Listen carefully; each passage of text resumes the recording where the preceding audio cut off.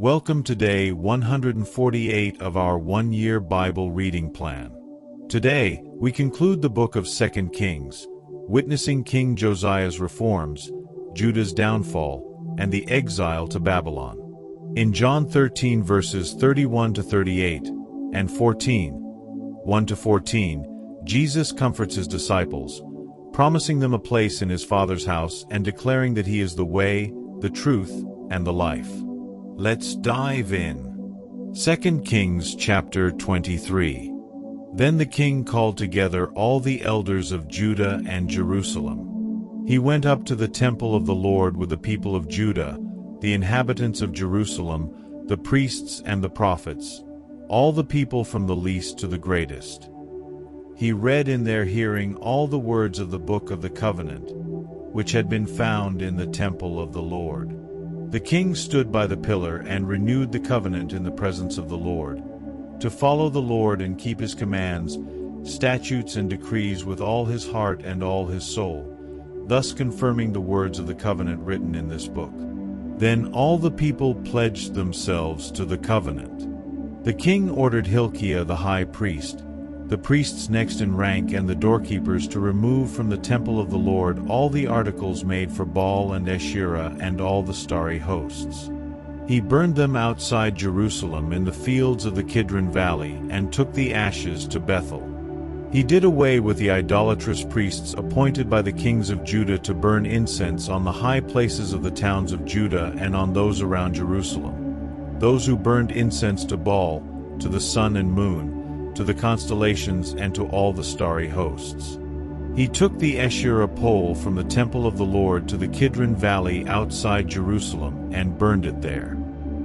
He ground it to powder and scattered the dust over the graves of the common people.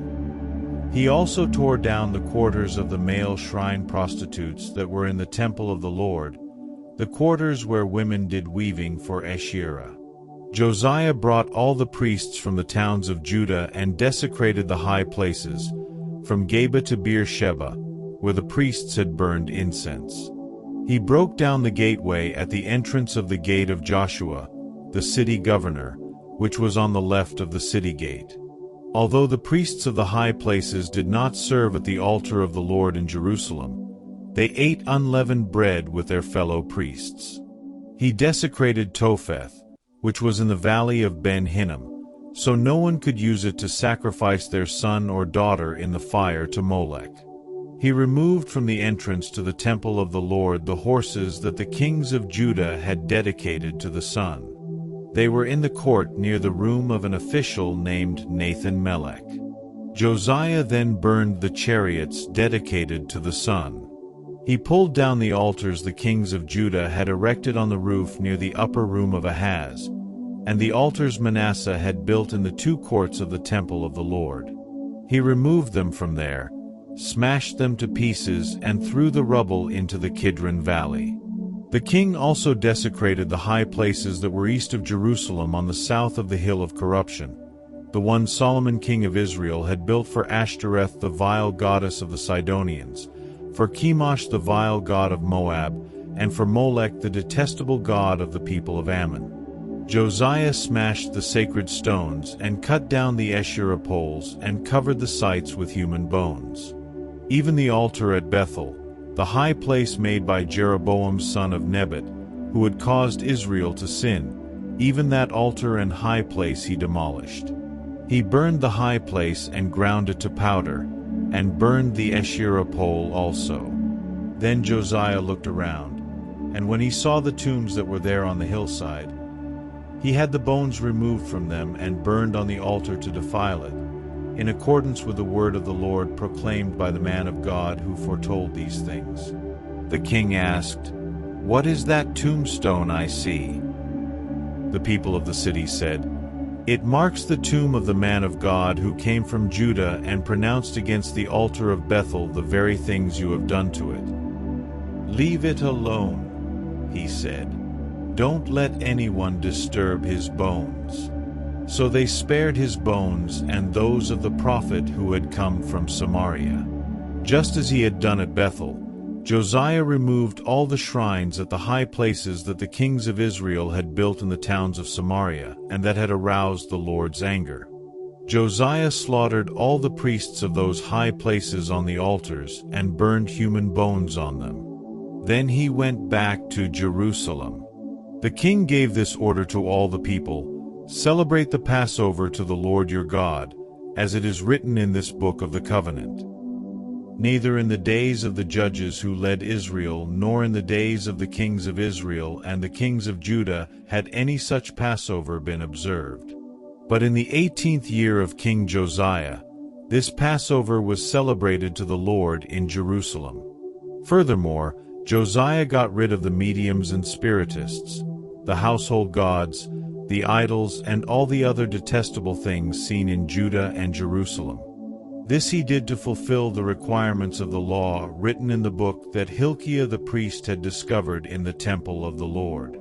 Neither before nor after Josiah was there a king like him who turned to the Lord as he did, with all his heart and with all his soul and with all his strength, in accordance with all the law of Moses. Nevertheless, the Lord did not turn away from the heat of his fierce anger, which burned against Judah because of all that Manasseh had done to arouse his anger. So the Lord said, "I will remove Judah also from my presence as I removed Israel, and I will reject Jerusalem, the city I chose, and this temple, about which I said, 'My name shall be there.'" As for the other events of Josiah's reign, and all he did, are they not written in the book of the annals of the kings of Judah? While Josiah was king, Pharaoh Necho king of Egypt went up to the Euphrates River to help the king of Assyria. King Josiah marched out to meet him in battle, but Necho faced him and killed him at Megiddo. Josiah's servants brought his body in a chariot from Megiddo to Jerusalem and buried him in his own tomb. And the people of the land took Jehoahaz son of Josiah and anointed him and made him king in place of his father. Jehoahaz was 23 years old when he became king, and he reigned in Jerusalem 3 months. His mother's name was Hamutal, daughter of Jeremiah. She was from Libnah. He did evil in the eyes of the Lord, just as his predecessors had done. Pharaoh Necho put him in chains at Riblah in the land of Hamath, so that he might not reign in Jerusalem. And he imposed on Judah a levy of 100 talents of silver and a talent of gold. Pharaoh Necho made Eliakim son of Josiah king in place of his father Josiah, and changed Eliakim's name to Jehoiakim. But he took Jehoahaz and carried him off to Egypt, and there he died. Jehoiakim paid Pharaoh Necho the silver and gold he demanded. In order to do so, he taxed the land and exacted the silver and gold from the people of the land according to their assessments. Jehoiakim was 25 years old when he became king, and he reigned in Jerusalem 11 years. His mother's name was Zebidah, daughter of Pedaiah. She was from Rumah. And he did evil in the eyes of the Lord, just as his predecessors had done. 2 Kings chapter 24. During Jehoiakim's reign, Nebuchadnezzar king of Babylon invaded the land, and Jehoiakim became his vassal for 3 years. But then he turned against Nebuchadnezzar and rebelled. The Lord sent Babylonian, Aramean, Moabite, and Ammonite raiders against him to destroy Judah, in accordance with the word of the Lord proclaimed by his servants the prophets. Surely these things happened to Judah according to the Lord's command, in order to remove them from his presence because of the sins of Manasseh and all he had done, including the shedding of innocent blood. For he had filled Jerusalem with innocent blood, and the Lord was not willing to forgive. As for the other events of Jehoiakim's reign, and all he did, are they not written in the book of the annals of the kings of Judah? Jehoiakim rested with his ancestors, and Jehoiakim his son succeeded him as king. The king of Egypt did not march out from his own country again, because the king of Babylon had taken all his territory, from the Wadi of Egypt to the Euphrates River. Jehoiakim was 18 years old when he became king, and he reigned in Jerusalem 3 months. His mother's name was Nehushta, daughter of Elnathan. She was from Jerusalem. He did evil in the eyes of the Lord, just as his father had done. At that time the officers of Nebuchadnezzar king of Babylon advanced on Jerusalem and laid siege to it, and Nebuchadnezzar himself came up to the city while his officers were besieging it. Jehoiakim king of Judah, his mother, his attendants, his nobles and his officials all surrendered to him. In the 8th year of the reign of the king of Babylon, he took Jehoiakim prisoner.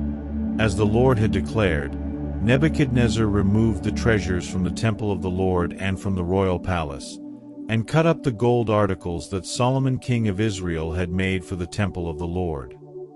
He carried all Jerusalem into exile, all the officers and fighting men, and all the skilled workers and artisans, a total of 10,000. Only the poorest people of the land were left. Nebuchadnezzar took Jehoiakim captive to Babylon. He also took from Jerusalem to Babylon the king's mother, his wives, his officials, and the prominent people of the land. The king of Babylon also deported to Babylon the entire force of 7,000 fighting men, strong and fit for war, and 1,000 skilled workers and artisans. He made Mattaniah, Jehoiakim's uncle, king in his place and changed his name to Zedekiah. Zedekiah was 21 years old when he became king, and he reigned in Jerusalem 11 years. His mother's name was Hamutal, daughter of Jeremiah. She was from Libnah. He did evil in the eyes of the Lord, just as Jehoiakim had done. It was because of the Lord's anger that all this happened to Jerusalem and Judah, and in the end he thrust them from his presence. Now Zedekiah rebelled against the king of Babylon. 2 Kings chapter 25. So in the 9th year of Zedekiah's reign, on the 10th day of the 10th month, Nebuchadnezzar king of Babylon marched against Jerusalem with his whole army. He encamped outside the city and built siege works all around it. The city was kept under siege until the 11th year of King Zedekiah. By the 9th day of the 4th month, the famine in the city had become so severe that there was no food for the people to eat. Then the city wall was broken through, and the whole army fled at night through the gate between the two walls near the king's garden, though the Babylonians were surrounding the city. They fled toward the Arabah, but the Babylonian army pursued the king and overtook him in the plains of Jericho. All his soldiers were separated from him and scattered, and he was captured. He was taken to the king of Babylon at Riblah, where sentence was pronounced on him. They killed the sons of Zedekiah before his eyes. Then they put out his eyes, bound him with bronze shackles, and took him to Babylon. On the 7th day of the 5th month, in the 19th year of Nebuchadnezzar king of Babylon, Nebuzaradan, commander of the imperial guard, an official of the king of Babylon, came to Jerusalem. He set fire to the temple of the Lord, the royal palace, and all the houses of Jerusalem. Every important building he burned down. The whole Babylonian army under the commander of the imperial guard broke down the walls around Jerusalem. Nebuzaradan, the commander of the guard, carried into exile the people who remained in the city, along with the rest of the populace and those who had deserted to the king of Babylon. But the commander left behind some of the poorest people of the land to work the vineyards and fields. The Babylonians broke up the bronze pillars, the movable stands, and the bronze sea that were at the temple of the Lord, and they carried the bronze to Babylon. They also took away the pots, shovels, wick trimmers, dishes, and all the bronze articles used in the temple service. The commander of the imperial guard took away the censers and sprinkling bowls, all that were made of pure gold or silver. The bronze from the two pillars, the sea, and the movable stands, which Solomon had made for the temple of the Lord, was more than could be weighed. Each pillar was 18 cubits high. The bronze capital on top of one pillar was 3 cubits high and was decorated with a network and pomegranates of bronze all around. The other pillar, with its network, was similar. The commander of the guard took as prisoners Seraiah the chief priest, Zephaniah the priest next in rank, and the 3 doorkeepers. Of those still in the city, he took the officer in charge of the fighting men and 5 royal advisers. He also took the secretary who was chief officer in charge of conscripting the people of the land and 60 of the conscripts who were found in the city. Nebuzaradan the commander took them all and brought them to the king of Babylon at Riblah. There at Riblah, in the land of Hamath, the king had them executed. So Judah went into captivity, away from her land. Nebuchadnezzar king of Babylon appointed Gedaliah son of Ahikam, the son of Shaphan, to be over the people he had left behind in Judah. When all the army officers and their men heard that the king of Babylon had appointed Gedaliah as governor, they came to Gedaliah at Mizpah. Ishmael son of Nethaniah, Johanan son of Kareah, Seraiah son of Tanhumeth the Netophathite, Jazaniah the son of the Maacathite, and their men. Gedaliah took an oath to reassure them and their men. "Do not be afraid of the Babylonian officials," he said. "Settle down in the land and serve the king of Babylon, and it will go well with you." In the 7th month, however, Ishmael son of Nethaniah, the son of Elishama, who was of royal blood, came with 10 men and assassinated Gedaliah, and also the men of Judah and the Babylonians who were with him at Mizpah. At this, all the people from the least to the greatest, together with the army officers, fled to Egypt for fear of the Babylonians. In the 37th year of the exile of Jehoiakim king of Judah, in the year Marduk became king of Babylon, he released Jehoiakim king of Judah from prison. He did this on the 27th day of the 12th month. He spoke kindly to him and gave him a seat of honor higher than those of the other kings who were with him in Babylon. So Jehoiakim put aside his prison clothes, and for the rest of his life ate regularly at the king's table. Day by day the king gave Jehoiakim a regular allowance as long as he lived. John chapter 13, 31-38, 14, 1-14. When he was gone, Jesus said, "Now the Son of Man is glorified, and God is glorified in him. If God is glorified in him, God will glorify the Son in himself, and will glorify him at once.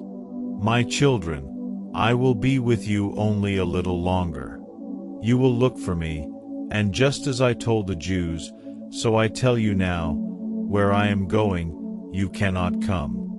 A new command I give you, love one another. As I have loved you, so you must love one another. By this everyone will know that you are my disciples, if you love one another." Simon Peter asked him, "Lord, where are you going?" Jesus replied, "Where I am going, you cannot follow now, but you will follow later." Peter asked, "Lord, why can't I follow you now? I will lay down my life for you." Then Jesus answered, "Will you really lay down your life for me? Very truly I tell you, before the rooster crows, you will disown me 3 times. Do not let your hearts be troubled. You believe in God, believe also in me. My Father's house has many rooms. If that were not so, would I have told you that I am going there to prepare a place for you?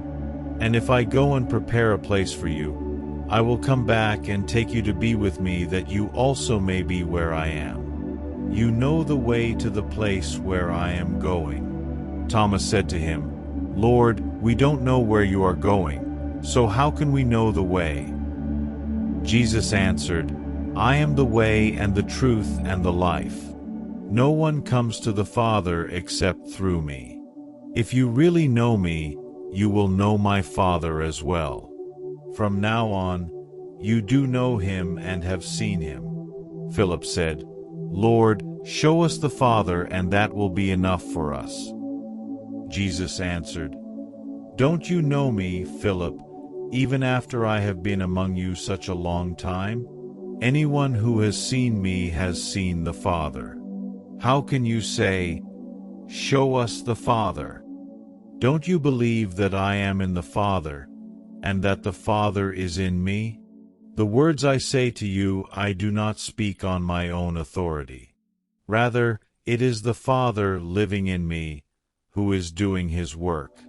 Believe me when I say that I am in the Father and the Father is in me, or at least believe on the evidence of the works themselves.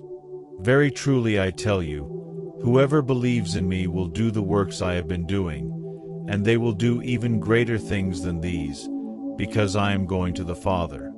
And I will do whatever you ask in my name, so that the Father may be glorified in the Son.